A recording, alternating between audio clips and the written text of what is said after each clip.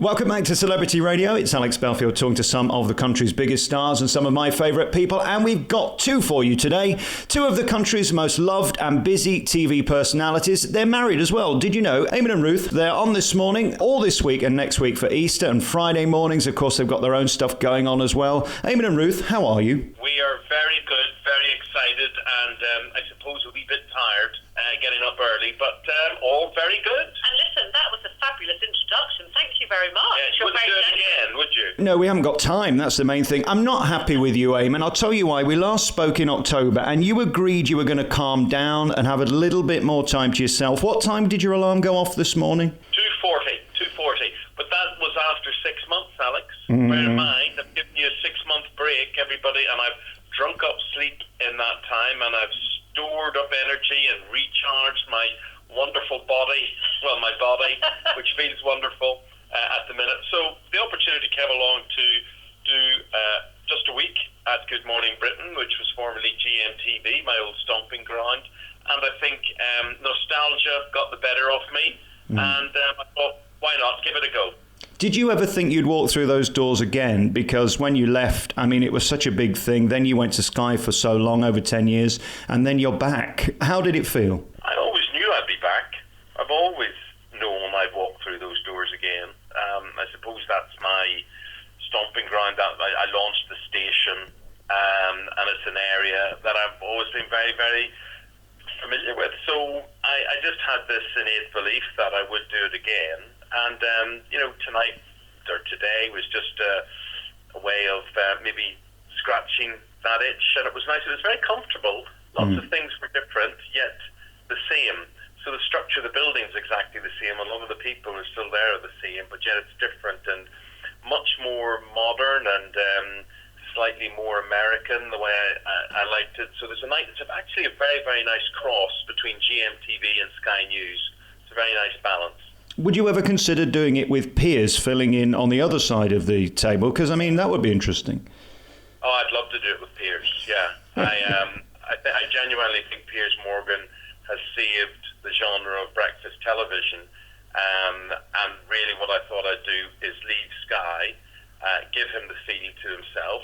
He's no competition. We got most of my viewers from Sky News in the morning.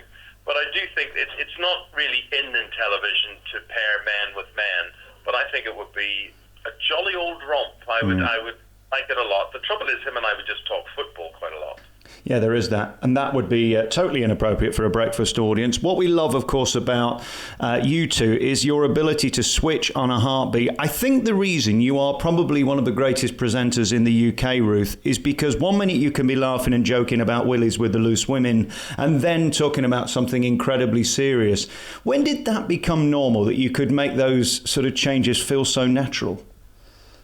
Well, that's very kind of you to say. I think it's just experience, Alex, really, over years of doing this kind of programme. And living with me. living with the legend that is Eamonn Holmes. I think as well, I do have a natural empathy. I think we both do. I think we're genuinely interested in people.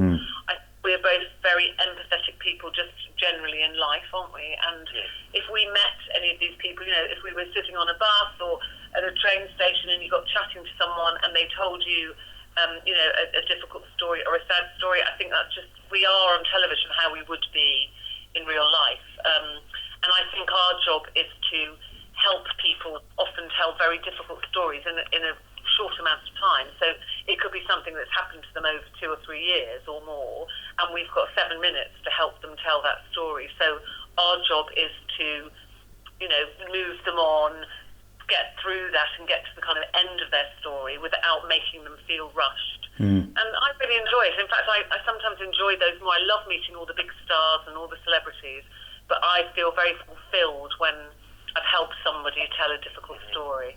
Do you know what another really good feeling is, Alex? Sitting at home, off duty, doing what everybody else is doing, watching television. And then the next morning, meeting someone who was in that drama or that reality show or that talent show.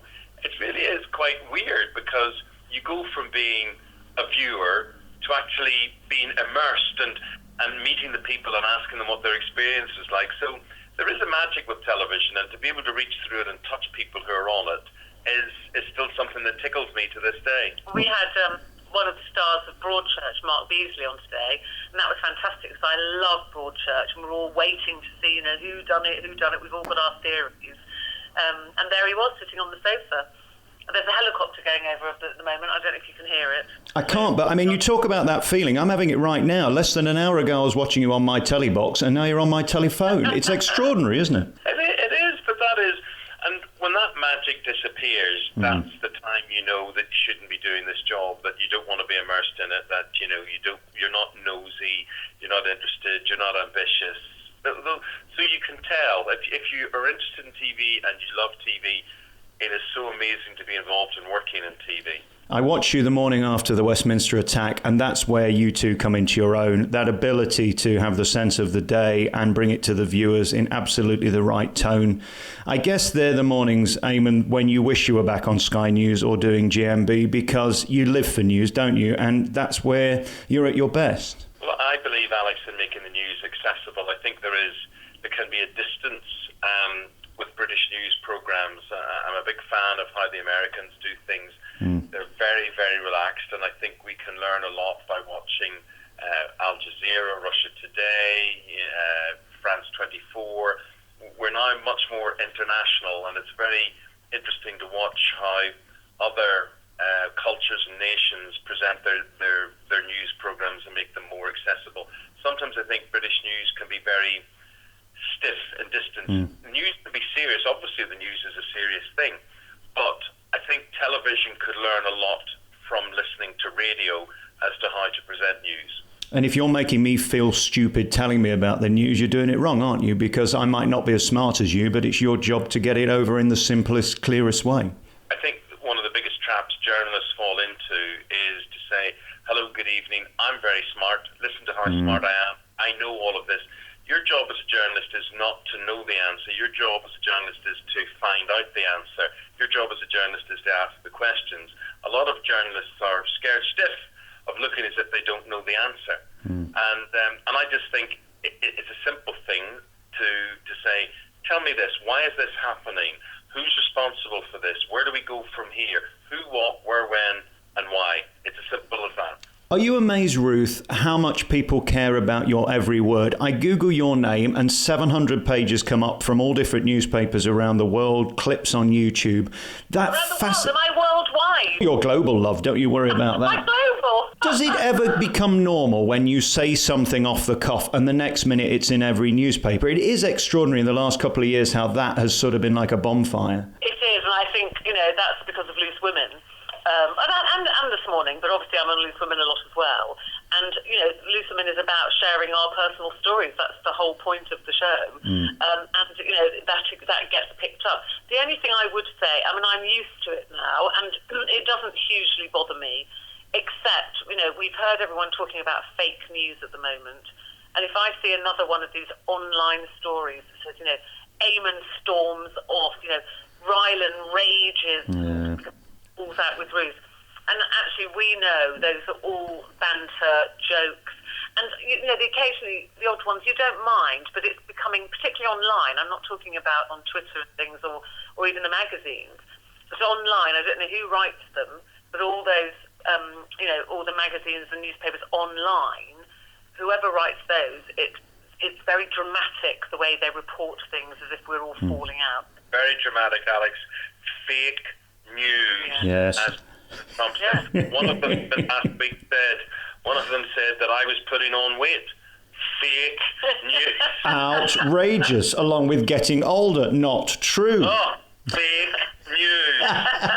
Eamonn and Ruth are two of my favourite people, two of the biggest stars. We'll have to meet up again and do a proper chat, but they're on this morning, all this week for Easter and next week too, and every Friday morning from 10:30 on ITV, and they continue to do that wonderful series on rich people. We can't talk about it now, but what a wonderful series that was for Channel 5. Is it coming back? It is coming back, and it's coming back as a series of specials, which will involve a lot of travel for us as well. So, Alex, what you're going to have to do is either come down to this morning's studios and see us, or travel around the world with us. I'd love to. And by the way, Ruth, the next time I text you a picture of my private part, no tweeting it out to the world. Do you mind? Eamonn and Ruth. We're going to get round to that one. Eamonn and Ruth are with you 10:30 tomorrow morning at ITV on This Morning. Cheers, guys. Thank you.